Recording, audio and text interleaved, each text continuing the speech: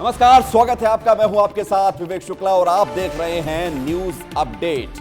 बात करेंगे मध्य प्रदेश की तमाम बड़ी खबरों की, छत्तीसगढ़ की भी तमाम बड़ी खबर दिखाएंगे, लेकिन शुरुआत इंदौर से करते हैं। आज केंद्रीय गृह मंत्री अमित शाह इंदौर पहुंचे।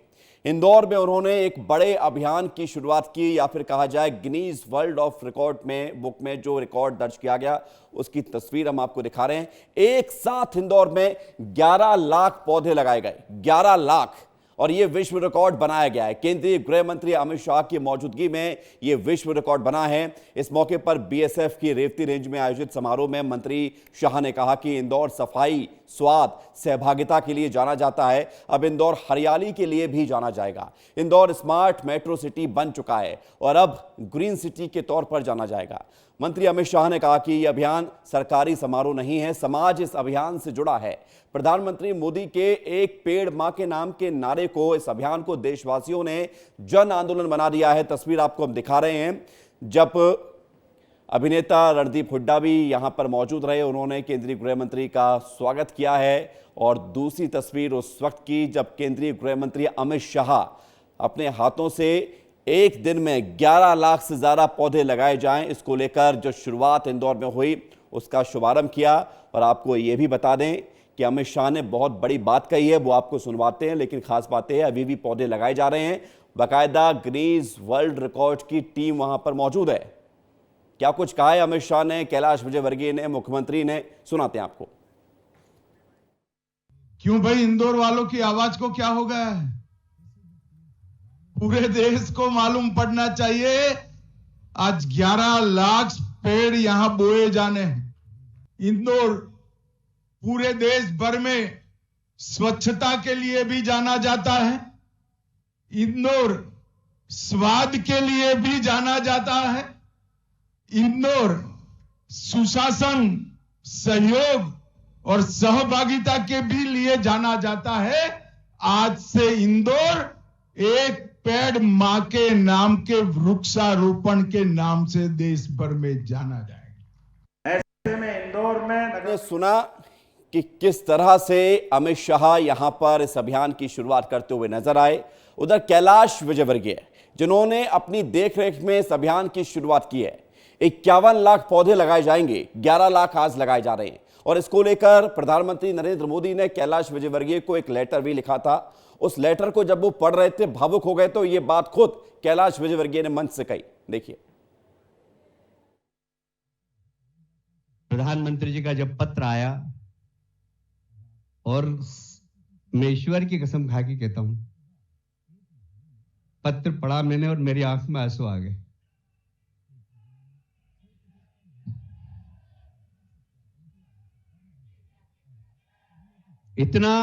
इतना भाव भरा पत्र प्रधानमंत्री जी का था कि मैं बहुत भावुक हो गया। कार में बैठे बैठे उस पत्र को पढ़ते पढ़ते मेरी आंख में आंसू आ गए। और मध्य प्रदेश के मुख्यमंत्री डॉक्टर मोहन यादव भी इस दौरान मौजूद रहे और इस अभियान की शुरुआत मोहन यादव ने भी की थी। 6 तारीख से लगातार पूरे प्रदेश भर से जहां जहां से मुख्यमंत्री का दौरा लग रहा है वहां पर वो जाते हैं, पौधारोपण कर रहे हैं, कई बार पौधारोपण कर चुके हैं। आज उन्होंने क्या कुछ कहा है इंदौर में इस बड़े आयोजन को लेकर, देखिए। ऐसे में इंदौर में नगर निगम और राज्य शासन के द्वारा जो हमने लगभग 5.5 करोड़ पेड़ लगाने का यशस्वी प्रधानमंत्री ने जो स्वप्न देखा है, एक पेड़ मां के नाम, तो अब एक अभियान चल गया पूरे प्रदेश के अंदर। 40 लाख पौधे भोपाल लगा रहा है, 51 लाख पौधे हमारा अपना इंदौर लगा रहा है, 10 लाख पौधे उज्जैन लगा रहा है। और ये बढ़ते आगे, अगली खबर की हम बात करेंगे, लेकिन महत्वपूर्ण बात यह भी थी कि इस योजना के बारे में हमने आपको बताया कि आखिर क्या है एक पेड़ मां के नाम अभियान।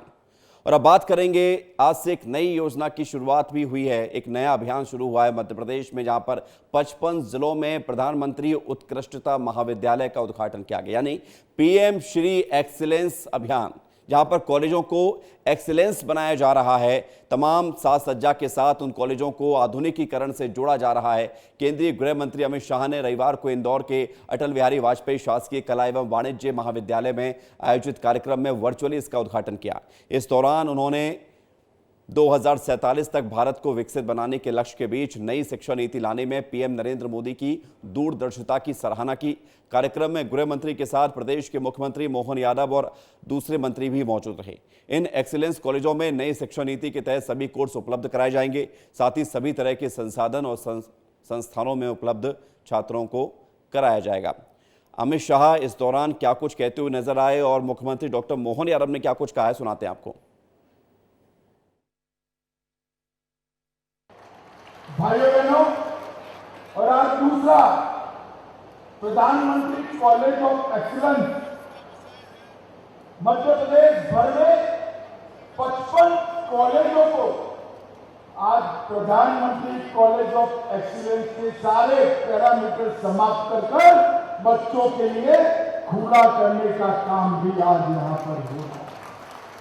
और ये बीए, बीकॉम, बीएससी परंपरागत जो हमारे कोर्स के दायरे थे, उस दायरे को तोड़ करके हमारे लिए विद्यार्थियों के लिए ज्ञान की दायरे खोलते हुए बीए, बीकॉम, बीएससी के बजाय जो विद्यार्थी पढ़ना चाहे, अर्थात साइंस का विद्यार्थी कोई कॉमर्स का सब्जेक्ट लेना चाहे, आर्ट्स का सब्जेक्ट लेना चाहे, वो अपने कोर्स को लेके अपने शिक्षा की बाकी अपनी व्यवस्थाओं के साथ वो आगे बढ़ सकता है। मुझे इस बात की प्रसन्नता है हमारे इस उत्कृष्ट पीएम एक्सीलेंस कॉलेज के माध्यम से। तो न सिर्फ इंदौर में बल्कि पूरे मध्य प्रदेश में 55 पीएम श्री एक्सीलेंस कॉलेज बनाए गए हैं। उद्घाटन आज से हुआ है। भोपाल में भी हुआ। हमीदिया कॉलेज को एक्सीलेंस बनाया गया है और भोपाल में मंत्री कृष्णा गौर इस दौरान मौजूद रही हैं। क्या खास था भोपाल में जब इस कॉलेज का उद्घाटन हुआ वर्चुअली तरीके से, क्योंकि अमित शाह ने इंदौर से पूरे मध्य प्रदेश में इन कॉलेजों की शुरुआत की है। देखिए इस रिपोर्ट में। प्रधानमंत्री नरेंद्र मोदी का बड़ा सपना है शिक्षा में उत्कृष्टता, और मध्य प्रदेश ने आज उसमें मील का पत्थर गाड़ दिया है। और 55 के 55 जिलों में शुरू हो रहे हैं आज से प्रधानमंत्री कॉलेज ऑफ एक्सीलेंस। ये इसलिए बहुत महत्वपूर्ण है क्योंकि इन एक्सीलेंस कॉलेज में सब कुछ उत्कृष्ट होने का दावा है। ये भी कहा जा रहा है कि अब तो बस परिवहन की सुविधा जो कि कॉलेजों में मध्य प्रदेश में पहले कभी नहीं रही, वो भी शुरू हो रही है। लेकिन इसमें बड़ी बात यह होगी कि उत्कृष्टता नई शिक्षा नीति के तहत होगी और नौनिहालों को अपने पैरों पर खड़े रखने के लिए कवायद की जा रही है। मध्य प्रदेश को शिक्षा के क्षेत्र में एक बड़ी सौगात मिली है। प्रदेश के सभी 55 जिलों में पीएम कॉलेज ऑफ एक्सीलेंस के लिए 486 करोड़ रुपए स्वीकृत हुए और अब 55 पीएम कॉलेज ऑफ एक्सीलेंस की शुरुआत हुई है। आपको बता दें कि एक्सीलेंस कॉलेजों की खासियत यह है कि ये कॉलेज सभी आधुनिक संसाधनों से युक्त होंगे। नई शिक्षा नीति के तहत पीएम कॉलेज ऑफ एक्सीलेंस में आर्टिफिशियल इंटेलिजेंस से लेकर वेद पुराण तक की पढ़ाई की जाएगी।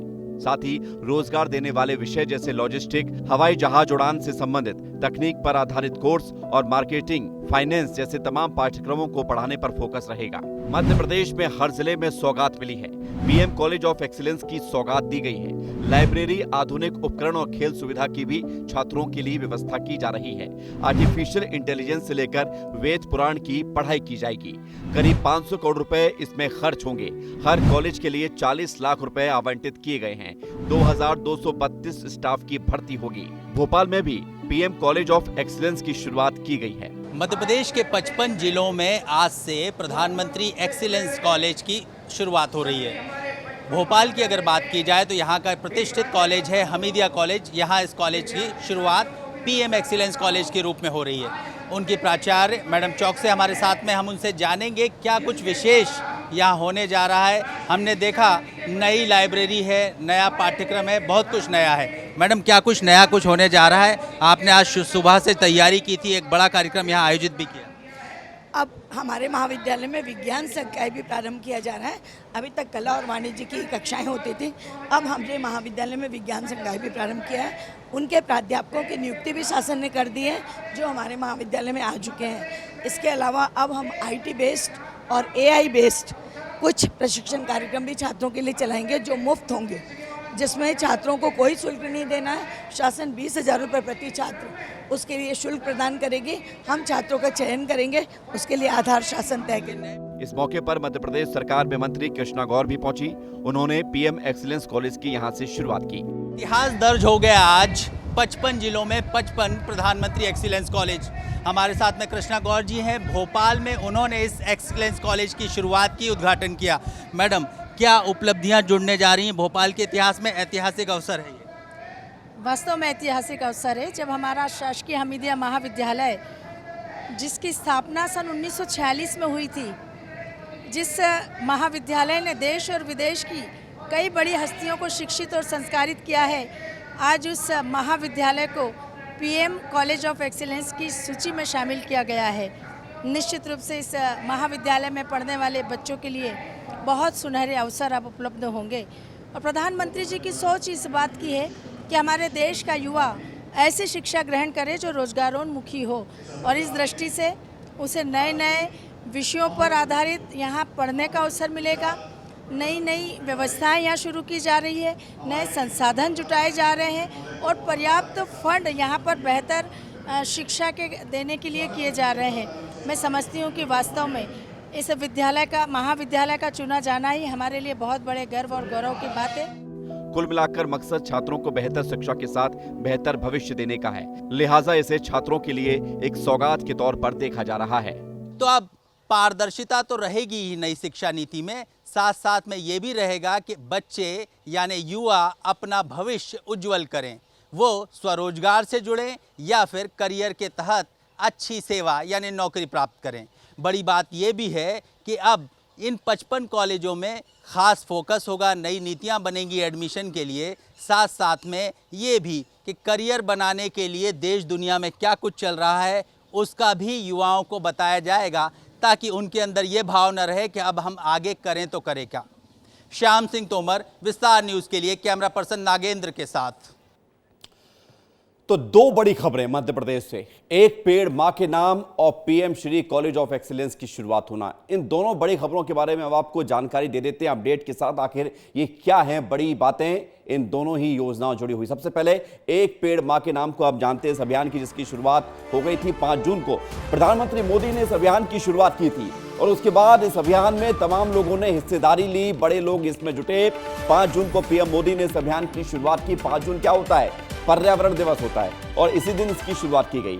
विश्व पर्यावरण दिवस के अवसर पर इस अभियान की शुरुआत होती है, जिसमें एक पेड़ मां के नाम पर लगाने का आह्वान किया जाता है। मध्य प्रदेश में 5.5 करोड़ पेड़ लगाने का लक्ष्य है। 5.5 करोड़ पेड़ मध्य प्रदेश में लगाए जाएंगे। 6 जुलाई को मुख्यमंत्री डॉक्टर मोहन यादव इस अभियान में जुटते हैं और मध्य प्रदेश में इस अभियान की शुरुआत की जाती है।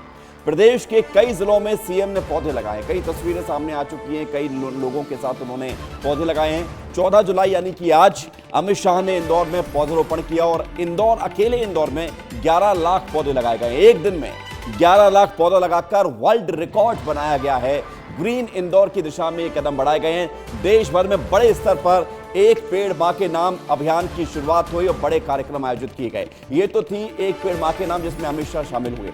अमित शाह ने एक और बड़ी सौगात दी है, 55 जिलों में पीएम श्री एक्सीलेंस कॉलेज। आखिर ये क्या है, इसको भी आपको समझना चाहिए। क्या है पीएम कॉलेज ऑफ एक्सीलेंस, इसको आप जानिए। नई शिक्षा नीति के तहत कई कोर्स इन कॉलेजों में उपलब्ध होंगे, जो हर जिले में एक एक कॉलेज कम से कम बनाया गया है। नई शिक्षा नीति के तहत कई सारे कोर्सेज होंगे जो छात्रों के लिए, उनके बेहतर रोजगार के लिए, बेहतर भविष्य के लिए बनाए जाएंगे। मौजूदा कॉलेज को ही अपग्रेड किया जाएगा। जो कॉलेज है जिले में सबसे अच्छा, उसी को अपग्रेड किया जा रहा है। कॉलेज में सभी संसाधन मौजूद रहेंगे ताकि तकनीक के साथ साथ छात्र जो है उस नई बनती हुई व्यवस्था से भी जुड़ सकें। कॉलेज में सभी संसाधन मौजूद रहेंगे। इसके अलावा क्या है, युवा पीढ़ी को लाभ मिलेगा। कॉलेज में जब छात्र पढ़ने जाएंगे, नई तकनीक से रूबरू होंगे, रोजगार उन्मुख विषय पढ़ेंगे तो उनको लाभ भी होगा, फायदा मिलेगा। युवा पीढ़ी को पर्याप्त संख्या में प्रोफेसर्स की नियुक्ति भी की गई है। ये भी बड़ी बात है ताकि छात्रों को पढ़ने पढ़ाने में कोई दिक्कत ना होने पाए, ये ख्याल रखा गया और इसलिए पीएम कॉलेज ऑफ एक्सीलेंस की शुरुआत की गई, जिसमें लगभग 500 करोड़ रुपए खर्च होंगे और मध्य प्रदेश के 55 जिलों में हर जिले में एक एक कॉलेज यहां पर बनाया गया इस तरह का, ताकि लगातार छात्र जो है भविष्य से जुड़ सके, उनका भविष्य और अच्छा हो सके। आइए अब बात करते हैं एक दूसरी बड़ी खबर की। कल उपचुनाव का परिणाम सामने आया था अमरवाड़ा में, जहां पर बीजेपी की जीत दर्ज हुई। मध्य प्रदेश में उपचुनाव का पूरा इतिहास लेकर हम आए आपके सामने।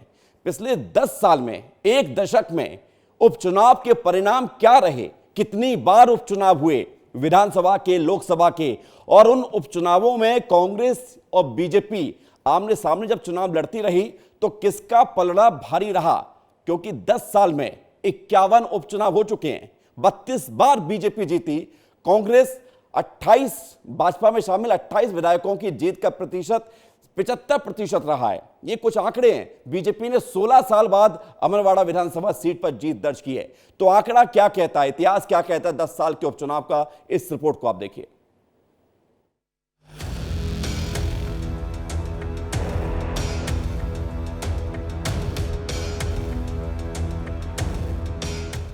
मध्य प्रदेश में उपचुनावों का अपना इतिहास रहा है। बीते कुछ सालों में यहां उपचुनावों का जमकर शोर मचा।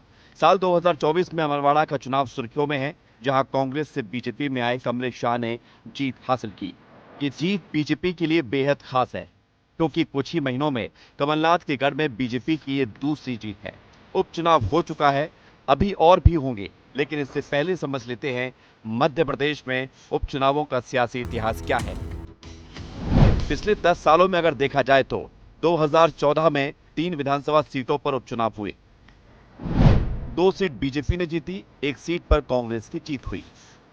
2014 के उपचुनाव में विजय राघवगढ़ से बीजेपी के संजय पाठक, बहुरीबंद से कांग्रेस के सौरभ सिंह, आगर से बीजेपी के गोपाल परमार की जीत हुई। 2015 में 2 विधानसभा और 1 लोकसभा सीट पर उपचुनाव हुए। 2 विधानसभा सीटों पर बीजेपी की जीत हुई, 1 लोकसभा सीट पर कांग्रेस की जीत हुई। 2015 उपचुनाव में देवास से बीजेपी के गायत्री राजे, गरोड़ से बीजेपी के चंदर सिंह सिसोदिया की जीत हुई। 2015 के लोकसभा उपचुनाव में रतलाम से कांग्रेस के कांतिलाल भूरिया की जीत हुई। उपचुनावों का सियासी इतिहास बेहद खास रहा है। 2016 में 3 विधानसभा और 1 लोकसभा सीट पर उपचुनाव हुए। चारों सीटों पर बीजेपी ने जीत दर्ज की।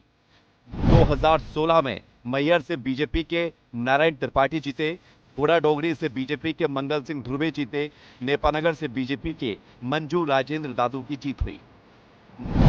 2016 में शहडोल लोकसभा उपचुनाव में बीजेपी की जीत हुई, ज्ञान सिंह यहां से सांसद चुने गए। 2017 में 3 विधानसभा सीटों पर उपचुनाव हुए। 1 सीट पर बीजेपी, 2 पर कांग्रेस ने कब्जा किया। 2017 के चुनाव में बांधवगढ़ में बीजेपी के शिव नारायण सिंह जीते, चित्रकूट से कांग्रेस की नीलांशु चतुर्वेदी, अटेर से कांग्रेस के हेमंत कटारे ने जीत हासिल की। 2018 के उपचुनाव में 2 सीटों पर चुनाव हुए। कोलारस से कांग्रेस के महेंद्र यादव जीते, मुंगावली से कांग्रेस के बृजेंद्र सिंह यादव की जीत हुई। 2018 के बाद मध्य प्रदेश की सियासत ने ऐसा मोड़ लिया कि उपचुनावों की बाढ़ आ गई। 2018 में कांग्रेस ने 15 साल बाद प्रदेश की सत्ता हासिल की, लेकिन कांग्रेस के दिग्गज नेता ज्योतिरादित्य सिंधिया के साथ उनके 22 समर्थकों ने पार्टी से इस्तीफा दे दिया और सरकार गिर गई। इसके बाद और विधायकों ने कांग्रेस छोड़ी, वहीं 3 विधायकों के निधन से सीट पहले से ही खाली थी। इस तरह 2020 में कुल 28 सीटों पर उपचुनाव हुए। 2018 के बाद 35 उपचुनाव हुए, जिसमें कांग्रेस 24 सीटें हारी। साल 2020 में 28 सीटों पर उपचुनाव हुए। 2020 में बीजेपी 19 सीटें जीती, कांग्रेस को 9 सीटें मिली। 2021 में 4 विधानसभा और 1 लोकसभा सीट पर उपचुनाव हुआ, जिनमें से 3 सीट पर बीजेपी तो 2 पर कांग्रेस ने कब्जा किया। साल 2024 में फिर अमरवाड़ा के रूप में उपचुनाव की स्थिति बनी। अमरवाड़ा सीट कांग्रेस का गढ़ रही, लेकिन बीजेपी ने यहां सेंध लगा ली और कमलनाथ को दूसरा झटका दे दिया। मध्य प्रदेश में चाहे लोकसभा चुनाव हो, विधानसभा चुनाव हो या विभिन्न उपचुनाव हो, प्रदेश की जनता का पिछले 20 सालों में लगातार भारतीय जनता पार्टी के साथ समर्थन और आशीर्वाद बना हुआ है। लगातार लंबे अंतर से भारतीय जनता पार्टी जीतती जा रही है। छिंदवाड़ा का किला भी लोकसभा चुनाव में भाजपा ने जीता है और अब अमरवाड़ा में भी भारतीय जनता पार्टी जीती है। या लोकतंत्र की हत्या की है भारतीय जनता पार्टी ने, उनकी सरकार ने। जैसे चलती हुई सरकार को माननीय कमलनाथ जी की को गिराने का काम किया, तो वो एक साजिश थी। साजिश करके आपने खरीद फरोख्त के माध्यम से चलती हुई सरकार गिराई और जिन विधायकों को अपने साथ लिया तो बाई इलेक्शन हुए। और उसके बाद 2023 का जब चुनाव आया, उसके पहले आपने फिर दूसरे दलों के लोगों को अपने दलों में शामिल किया। तो उपचुनाव इस तरह से 51-52 के लगभग मैं समझता हूँ उपचुनाव हुए हैं। कुल मिलाकर उपचुनावों का सियासी इतिहास दिलचस्प है। कभी कांग्रेस और बीजेपी में टक्कर दिखी तो कभी बीजेपी बढ़त बनाते हुए नजर आई। पिछले 10 साल से कांग्रेस को झटके पर झटके लग रहे हैं। अभी तक के एनालिसिस में जो सामने आया है, बीते 10 वर्षों में 51 उपचुनाव हुए हैं, जिनमें 32 सीटों पर भारतीय जनता पार्टी ने जीत हासिल की और जीतने वाले विधायकों का स्ट्राइक रेट 68% रहा, जबकि कांग्रेस से भाजपा में गए विधायकों का स्ट्राइक रेट 75% के आसपास रहा। 51 उपचुनाव में 3 लोकसभा भी शामिल है, जिसमें 2 में भारतीय जनता पार्टी और 1 में कांग्रेस को जीत मिली थी। मध्य प्रदेश की आपको तमाम बड़ी खबरें दिखा रहे हैं। इस बीच एक छत्तीसगढ़ से बड़ी खबर आ गई है, तो आपको वो खबर दिखाते हैं। रायपुर कारोबारी पर फायरिंग मामले में कारोबारी प्रहलाद अग्रवाल के ऑफिस पहुंच गई है एफएसएल की एक्सपर्ट की टीम। बड़ी खबर आपको बता रहे हैं, रायपुर में कारोबारी पर फायरिंग का मामला, ऑफिस पहुंची है एफएसएल की टीम। एफएसएल की टीम पहुंची है। बड़ी खबर यह है कि घटना को रिक्रिएट किया जा रहा है, सीन रिक्रिएट किया जा रहा है एफएसएल की टीम के सामने। घटना का टेक्निकल एनालिसिस किया जा रहा है। एफएसएल की टीम सड़क को आम लोगों के लिए बंद कर दिया गया है, टीम वहां पर मौजूद है और ये सीन को रिक्रिएट करके कोशिश की जा रही है कि और तथ्यों को निकाला जाए, फैक्ट निकाले जाएं और ये देखा जाए कि जो घटनाक्रम कल हुआ, उस घटनाक्रम को अंजाम देते समय क्या क्या सोचा होगा हमलावरों ने। जिस तरह से फायरिंग की गई थी वो तस्वीर हम आपको दिखा रहे हैं और अब इस पूरे मामले को लेकर सियासत तो हो ही रही है, लेकिन जांच भी शुरू हो चुकी है। एफएसएल की टीम यहां पर पहुंची है रायपुर में, बड़ी खबर आपको बता रहे हैं और उसी घटना स्थल पर मौजूद है एफएसएल की टीम, जहां पर खुलेआम गोलीबारी की गई थी, बंदूक चलाई गई थी, फायरिंग की गई थी, कारोबारी पर टारगेट बनाया गया था, सड़क को बंद कर दिया गया है। एफएसएल की टीम मौके पर मौजूद है, जांच पड़ताल कर रही है। खोमन साहू हमारे साथ जुड़ गए, सीधे उनकी तरफ रुख करते हैं। खोमन, एफएसएल की टीम वहां पर पहुंची है, बताइए क्या सीन रिक्रिएट किया जा रहा है, किन तथ्यों को खंगालते हुए एफएसएल की टीम यहां पर पहुंची है? देखिए विवेक, सबसे पहले तस्वीर दिखाता हूं। ये जो टीम है वो पहुंची हुई है, यह वही जगह है कल जब 24 घंटे हो गए हैं उस घटना को, जब कारोबारी के ऊपर गोली चलाई गई थी। 2 युवा थे जो पल्सर बाइक पर बैठ के आए थे। इसी जगह पर ये कार आपको नजर आ रही होगी, ये कार देख रहे हैं विवेक, इसी कार पर कारोबारी बैठे थे और इसी रोड से जो ये कार दिख रहा है, इसी कार पर जो कारोबारी थे वो बैठे हुए थे। इसी कार पर जो है जो फायरिंग की गई थी, फायरिंग करने के बाद ये तस्वीर भी हमारे सहयोगी दिखा रहे हैं कि किस तरीके से फायरिंग की गई थी और किस तरीके से उसके बाद हवाई फायरिंग की गई थी। दूसरी ओर आपको टीम दिखाता हूँ, एफएसएल की जो टीम है वो पहुँची हुई है, अलग अलग एंगल से जाँच कर रही है। जब जो आरोपी यहाँ पहुँचे थे, जो गोली मारने वाले लोग जो यहाँ पहुँचे थे, वो किस तरीके से सोचे थे, क्या टेक्निकल पॉइंट था, किस तरीके से उन्होंने घटने को अंजाम दिया, उसी का रिक्रिएशन किया जा रहा है। ये जो रायपुर पुलिस है वो भी मौजूद है मौके पर, उसका भी लगातार रायपुर पुलिस से भी मदद ली जा रही है। किस तरीके से ये वही रोड है, हमारे सहयोगी आपको दिखा रहे हैं कि ये वही रोड है। यहीं से खड़े होकर जो बाइक सवार है उन्होंने ये कार दिखाई है, इसी कार पर गोली चलाई थी और 24 घंटे से ज़्यादा का वक्त हो गया है विवेक। हालांकि आरोपी अभी तक पकड़े नहीं गए हैं, लेकिन पुलिस जो है वो लगातार अलग अलग एंगल से जांच कर रही है। सीसीटीवी फुटेज जो है खंगाले जा रहा है। हालांकि बाइक जब्त कर लिया गया है आरोपियों के पास से, लेकिन आरोपी अब भी फरार है। सियासत तो हो रही है, लेकिन दूसरी ओर खोमन ये बताइए कि क्या सीन को दोबारा से रिक्रिएट किया जाएगा? गाड़ी वहां पर मौजूद है, क्या वो देखने को फिर से मिल सकता है क्या कि बाइक पर सवार होकर जिस तरह हमलावरों ने फायरिंग की थी, टारगेट बनाया था, क्या वैसा ही सीन दोबारा से दोहराया जा सकता है ताकि पता चले कि कितनी दूरी से फायर किया गया, मकसद क्या था, क्या गणित लगाया गया था? ये कुछ तथ्य निकलकर सामने आने चाहिए जांच की जब टीम वहां पहुंची है। तो देखिए निश्चित तौर पर इसीलिए जो टेक्निकल टीम है और रायपुर पुलिस है फिर से दोबारा उसी जगह पर पहुंची है और इसी जगह से जो है दोबारा रिक्रिएशन किया जाएगा। आखिर जो आरोपी यहां पहुंचे थे, जो जिन्होंने गोली चलाई, उन्होंने क्या किस तरीके से एंट्री किया, कैसे गोली चलाई, उसके बाद यहां से निकलने के बाद वो जो आरोपी हैं वो बाइक छोड़कर कैसे फरार हुए, किस रोड से गए, अगर वहाँ बाइक छोड़े तो बाइक छोड़ने के बाद किस तरीके से वहाँ से फरार हो गए, बाइक से गए होंगे, कार से गए होंगे, किस तरीके से छत्तीसगढ़ से वो फरार हुए या छत्तीसगढ़ में ही छिपे हुए हैं। यही कारण है रिक्रिएशन का। खोमन जरा थोड़ा सा मैं चाहूंगा कि आज चूंकि मामला बहुत गंभीर है, संवेदनशील है और बड़ा मामला है, और जिस तरह से मलेशिया बैठे मयंक ने इसकी जिम्मेदारी ली है और धमकी भी दी है बाकायदा इसको लेकर कि झारखंड में जितने लोग हैं वो सब एक्टिव हो जाए, और मैं अगर लेवी मांगू तो चाहिए, नहीं तो फिर अंजाम बुरा होगा। इस पूरे घटनाक्रम को लेकर जो धमकी दी जा रही है वो भी सामने आ रहा है। वहाँ जो टीम में जरा उसको दिखाइए, थोड़ा सा बताइए। 2 ग्रुप में हमें वहाँ नजर आ रहे हैं, एक पुलिस की टीम में, एक सादा कपड़ों में लोग मौजूद हैं। वहाँ पर क्या हो क्या रहा है, जरा ये बताने की आप कोशिश करें तो। देखिए विवेक, मैं बताता हूँ, ये वही रास्ता है जिसको बंद कर दिया गया है। क्यों बंद किया गया है? क्योंकि टीम यहाँ पहुँची है और रिक्रिएशन किया जा रहा है। ये बंद होने की तस्वीर मैंने आपको दिखा दी। दूसरी ओर दिखाता हूँ, जो टेक्निकल टीम है उनसे ही बातचीत कर लेते हैं किस तरीके से आखिर वो लोग जांच कर रहे हैं। आप लोग जांच करने के लिए पहुँचे हैं, आखिर किन किन चीज़ों का ध्यान रख रहे हैं आप? नहीं, अभी हम पुलिस आपको बताएगी, ठीक है।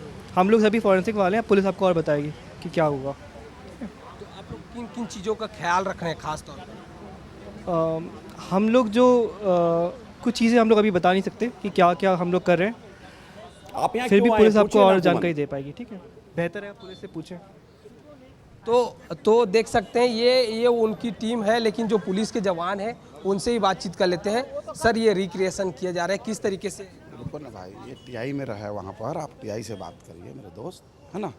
देख सकते हैं तमाम जो पुलिस वाले हैं वो भी बात करने से बच रहे हैं, लेकिन कहीं ना कहीं जो टीम है वो पहुंच गई है विवेक, और अलग अलग एंगल से जांच किया जा रहा है। एक तरफ पुलिस की टीम है जी, दूसरी ओर यही वो बिल्डिंग है जहां जो कारोबारी थे वो उसी बिल्डिंग से उतरकर ये कार में जो है बिल्कुल कोमर, यानी कि इस पूरे सीन को रिक्रिएट करने की कोशिश की जा रही है। जो वस्तु स्थिति कल रही होगी उसी को दोबारा से कोशिश की जा रही है कि तहकीकात की जाए। शुक्रिया आपका, आप नजर बनाए रखिए, आपके पास लौटेंगे अपडेट के लिए। तो छत्तीसगढ़ की ये महत्वपूर्ण खबर थी, इसलिए हमने आपको मध्य प्रदेश की खबरों के बीच में बताया। एक बार फिर से मध्य प्रदेश में मौसम का हाल क्या है ये भी जान लेते हैं, क्योंकि उज्जैन बाबा महाकाल की नगरी, अचानक यहां पर शिप्रा नदी का जलस्तर बढ़ गया और इतना बढ़ा कि 4 पहिए वाहन डूबने लगे। शिप्रा नदी के किनारे मंदिरों में पानी पहुंच गया। बढ़ते जलस्तर को देखते हुए पुलिस प्रशासन भी मौके पर पहुंच गया। लोगों ने अपनी गाड़ियों को संभाला और शिप्रा का जलस्तर छोटे पुल को भी पार कर गया। तस्वीर हम आपको दिखा रहे हैं, शिप्रा का जलस्तर जो कि आप देख रहे हैं, छोटा पुल, और उसके ऊपर से लोग जो है निकलते हुए नजर आ रहे हैं। अचानक से जलस्तर बढ़ा है क्योंकि आसपास लगातार बारिश हो रही है। मंदिरों तक ये पानी पहुंच गया है शिप्रा मां का, और शिप्रा नदी कई मंदिरों को यहां पर अंदर पानी पहुंच गया है। संतोष कृष्णानी, विस्तार न्यूज संवाददाता, यहां पहुंचे, उन्होंने क्या कुछ देखा है वो आपको बता रहे हैं, देखिए। आसपास के जिलों में हो रही बारिश के कारण शिप्रा नदी का जलस्तर बढ़ चुका है, और हम आपको बताना चाहते हैं जो दृश्य शिप्रा नदी का है। सुबह शिप्रा का जो मेन घाट है उस पर यहाँ पर कहीं ना कहीं पानी पूरी तरह उफान पर आ चुका है। कई जो मंदिर हैं शिप्रा नदी के घाट पर वो जलमग्न हो चुके हैं। आधे आधे मंदिर जो है पूरी तरह से डूब चुके हैं, और यहाँ पर जो आज रविवार होने के नाते कई श्रद्धालु आते हैं शिप्रा में आस्था की डुबकी लगाने के लिए, लेकिन अचानक से जो शिप्रा का जल स्तर बढ़ा उसको लेकर जिला प्रशासन और यहाँ के जो पुलिस प्रशासन है वो सतर्क हो चुके हैं। होमगार्ड के जो जवान हैं लगातार यहाँ पर अनाउंसमेंट के माध्यम से श्रद्धालुओं को जागरूक कर रहे हैं कि जल स्तर लगातार बढ़ता जा रहा है, आप घाट पर न जाएं। लेकिन कहीं ना कहीं जिस प्रकार का जो सूचना तंत्र है वो जिला प्रशासन का कहीं ना कहीं कमज़ोर साबित हुआ है, क्योंकि सुबह से 11 बजे से अचानक से जो जल स्तर बढ़ा है, इसमें ऐसे में आज छुट्टी का दिन है, कई श्रद्धालु जो है घाट पर नहान करने आते हैं। और अभी अभी एक सूचना ये भी प्राप्त हुई, जो छोटा पुल शिप्रा नदी पर है वहाँ पर कई श्रद्धालु वहाँ पर आस्था के साथ डुबकी लगाने आते हैं। उसमें से कई श्रद्धालुओं की जो कार हैं वो यहाँ पर तैरती हुई नजर आई है। कई श्रद्धालुओं ने उन कार को कैसे भी करके वहाँ से घाट से बाहर निकाला है, और जिला प्रशासन अभी तरह इस प्रकार से आखिर मौन क्यों है, और जिस प्रकार देवास और इंदौर से जो शिप्रा का जो जल है वो आखिर कैसे बढ़ा, अगर वहाँ से डैम खोले गए तो आखिर जिला प्रशासन को सूचना क्यों नहीं दी गई। इसीलिए शिप्रा नदी के आसपास में जलमग्न कहीं ना कहीं जो घाट पर जलमग्न की स्थिति है वो देवास जिला प्रशासन और इंदौर जिला प्रशासन की बड़ी लापरवाही सामने नजर आ रही है। और जिला प्रशासन की बात करें तो कलेक्टर डीएम नीरज कुमार से हमारी बात होती है, उनका कहना है कि अभी अभी हमने तत्काल जिला प्रशासन के अधिकारियों को सूचना दी और यहाँ पर मौका मुआयना करने के लिए और यहाँ पर पुलिस जवानों को भी तैनात किया है कि घाट पर श्रद्धालुओं को आने के लिए यहाँ पर रोका जा रहा है। मैं सिंह ठाकुर के साथ संतोष कृष्णानी, विस्तार न्यूज, उज्जैन। उज्जैन की तस्वीर हमने आपको दिखा दी है, उधर राजगढ़ की तस्वीर आपको दिखाते हैं। मानसून चल रहा है, ऐसे में 3 दिनों से लगातार बारिश राजगढ़ में हो रही है। तस्वीर आप देखिए, लगातार धुआंधार बारिश हो रही है।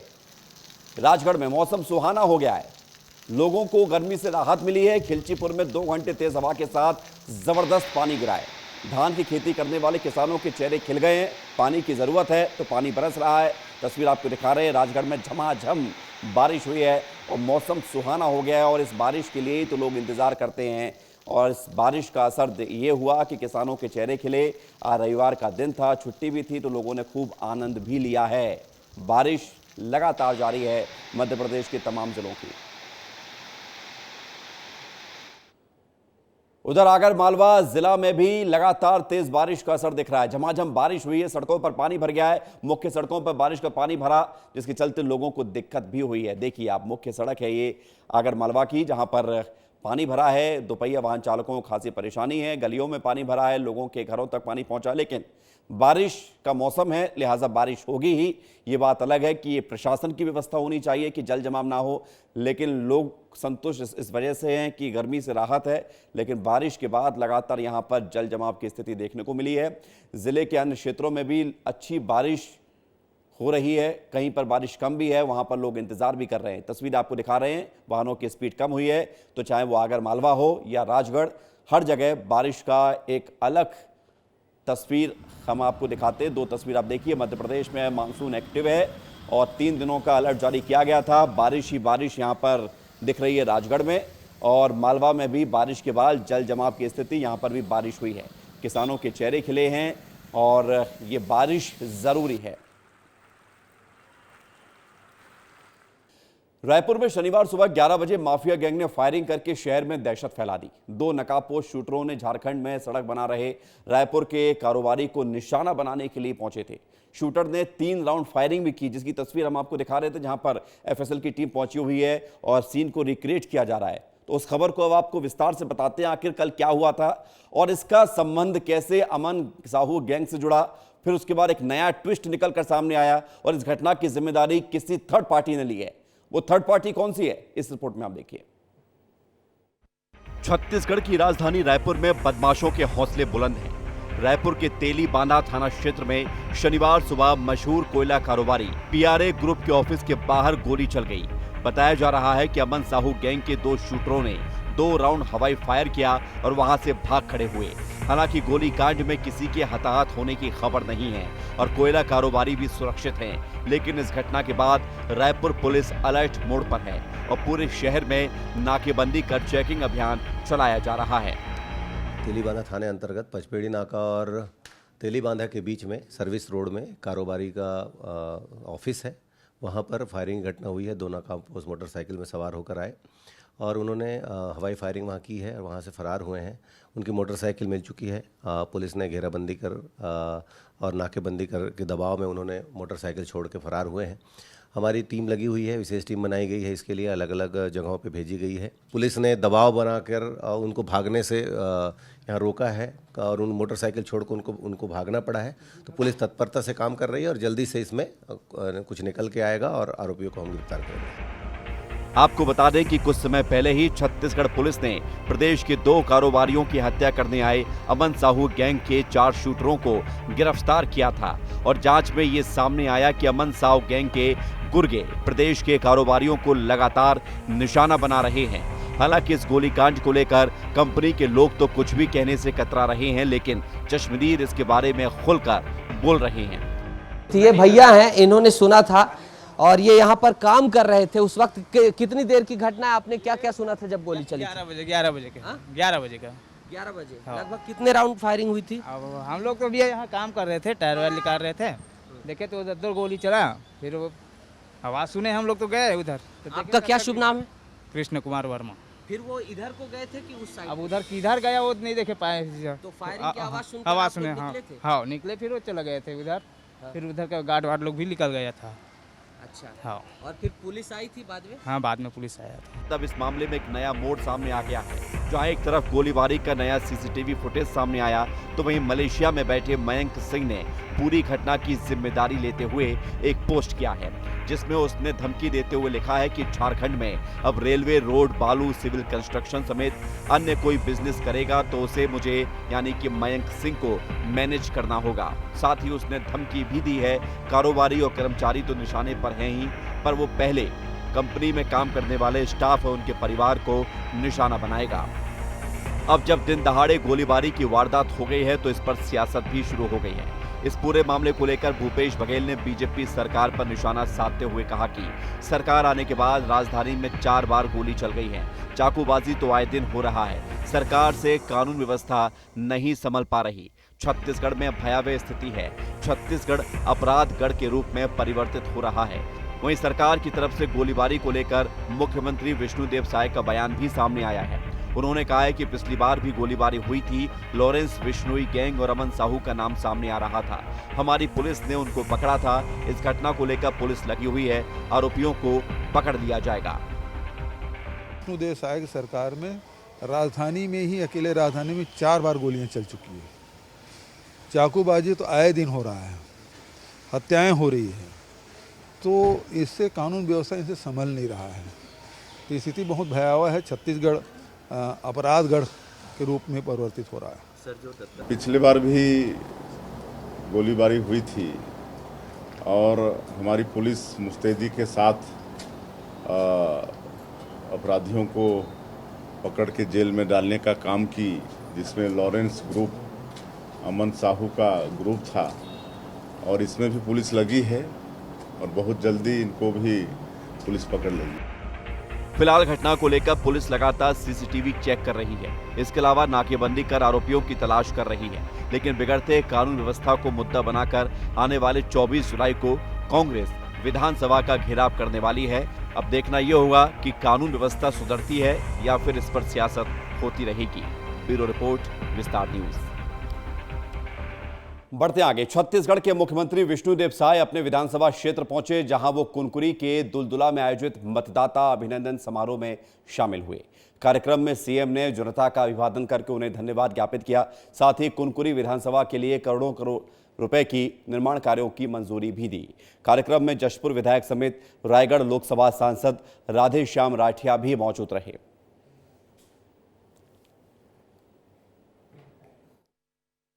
देखिए, अभी भारतीय जनता पार्टी छत्तीसगढ़ के आह्वान पर प्रत्येक विधानसभा क्षेत्र में मतदाता अभिनंदन का कार्यक्रम चल रहा है, जिसके माध्यम से हमारे जो कार्यकर्ता हैं, देवतुल्य कार्यकर्ता हैं, जो परिश्रम करके विधानसभा में भी भारतीय जनता पार्टी को जीता है और लोकसभा में भी भारतीय जनता पार्टी को जीता है, तो वो उसके एवज में उनको अभिनंदन, उनका सम्मान कर रहे हैं।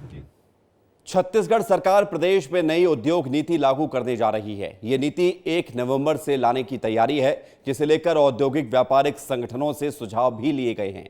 देश के प्रमुख राज्यों का दौरा भी किया जा चुका है। इन सब के आधार पर छत्तीसगढ़ की नई नीति 2024-2029 लॉन्च की जाएगी। अब इन नीति में क्या खास होगा, प्रदेश की जनता को क्या फायदा मिलेगा, इस रिपोर्ट को आप देखिए। छत्तीसगढ़ की नई औद्योगिक नीति 1 नवंबर से लागू होगी, जिसमें पुरानी कांग्रेस सरकार के कार्यालय में बनाई गई नीतियों की खामियों को दूर किया जाएगा। साथ ही नए सिरे से नई नीतियां बनाई जाएंगी, जिसे लेकर अब प्रशासनिक स्तर पर तैयारियां तेज कर दी गई हैं। उद्योग मंत्री के साथ ही उद्योग विभाग से जुड़े अधिकारी नई उद्योग नीति पर तेजी से काम कर रहे हैं। इसे लेकर अन्य प्रदेशों से भी चर्चा की जा रही है, जिसके बाद प्रदेश में नई उद्योग नीति देखने को मिलेगी। दरअसल प्रदेश में प्राकृतिक खनिज संसाधन के कारण बड़ी संभावनाएं हैं। सरकार ने सिंगल विंडो सिस्टम 2.0 का शुभारंभ किया है। सिंगल विंडो सिस्टम 2.0 से सभी विभागों का क्लियरेंस मिलेगा। उद्योग स्थापित करने के लिए बड़ी कंपनियों को रियायत दी जाएगी। बड़ी कंपनियों के आने से रोजगार भी खुलेंगे। अभी फिलहाल छत्तीसगढ़ में लगभग 600 बड़ी कंपनियां संचालित हैं। छत्तीसगढ़ में प्राकृतिक संपदा भरपूर मात्रा में होने से प्रदेश में उद्योगों की संभावना भी काफी तेज है। कई बड़े उद्योग छत्तीसगढ़ में लगाए जा सकते हैं, जिससे प्रदेश में रोजगार के साथ ही आर्थिक जरूरतों को भी पूरा किया जाएगा। अब उद्योग नीति, अभी हमारा नया उद्योग नीति बनने वाला है और 1 नवंबर से नया उद्योग नीति लागू हो जाएगा।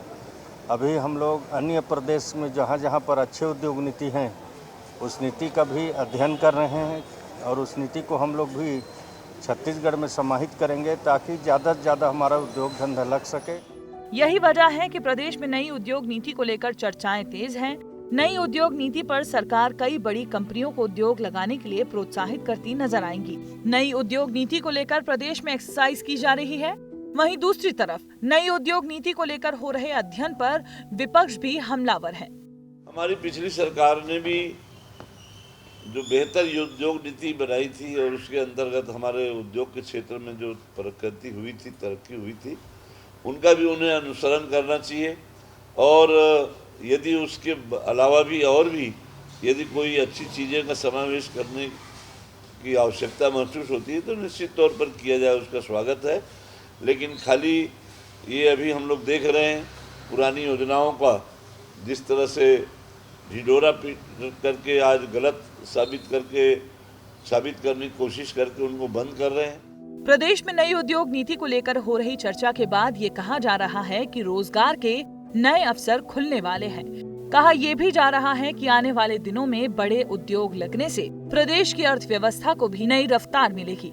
लेकिन अब देखना होगा कि आखिर सरकार की नई उद्योग नीति बड़े उद्योगों को आकर्षित करने में कितनी सफल हो पाती है। ब्यूरो रिपोर्ट, विस्तार न्यूज। आइए खबर आपको दिखाते हैं जहां पर पुलिस का मानवीय चेहरा भी आपको नजर आएगा। दर्द से करा रही महिला को पुलिस ने कांवड़ में उठाकर अस्पताल पहुंचाया। सिस्टम की बदहाली भी आपको नजर आएगी। मानवता की मिसाल के बीच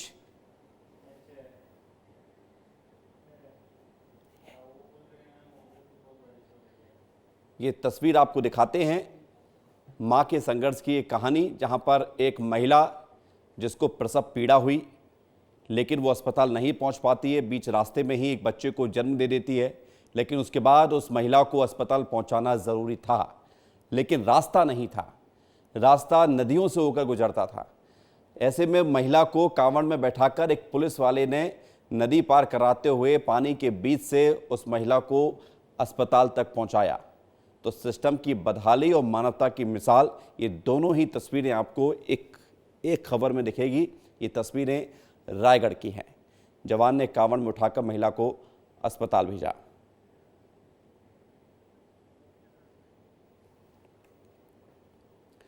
बिलासपुर जिले में डायरिया के मरीज लगातार मिल रहे हैं। बिल्हा क्षेत्र में 19 साल की एक युवती की डायरिया से मौत हो गई, जिसके बाद से कांग्रेस नेता मरीजों के परिवार से मिलने अस्पताल पहुंचे, मौजूदा सरकार पर निशाना साधा।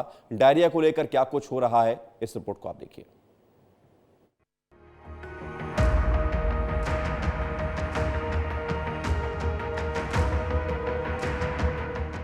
बारिश क्या आई, अपने साथ कई बिन बुलाई बीमारियां भी साथ लाई। शहर हो या गांव, दोनों इस बरसाती बीमारियों की चपेट में आते जा रहे हैं। इसे नगर निगम की लापरवाही कहें या मौसम की बदहाली। बिलासपुर जिले के बिल्हा, रतनपुर और मस्तूरी क्षेत्र में डायरिया के मरीज लगातार मिल रहे हैं। बिल्हा क्षेत्र में 19 साल की एक युवती की मौत हो गई। इलाके में अब तक करीब 200 मरीजों की पहचान डायरिया के मरीज के तौर पर हो चुकी है। स्वास्थ्य विभाग की टीम ने अलर्ट जारी किया है, साथ ही इलाकों में कैंप लगाकर जांच भी की जा रही है। लेकिन इसके बावजूद जिले में डायरिया का प्रकोप बढ़ता जा रहा है।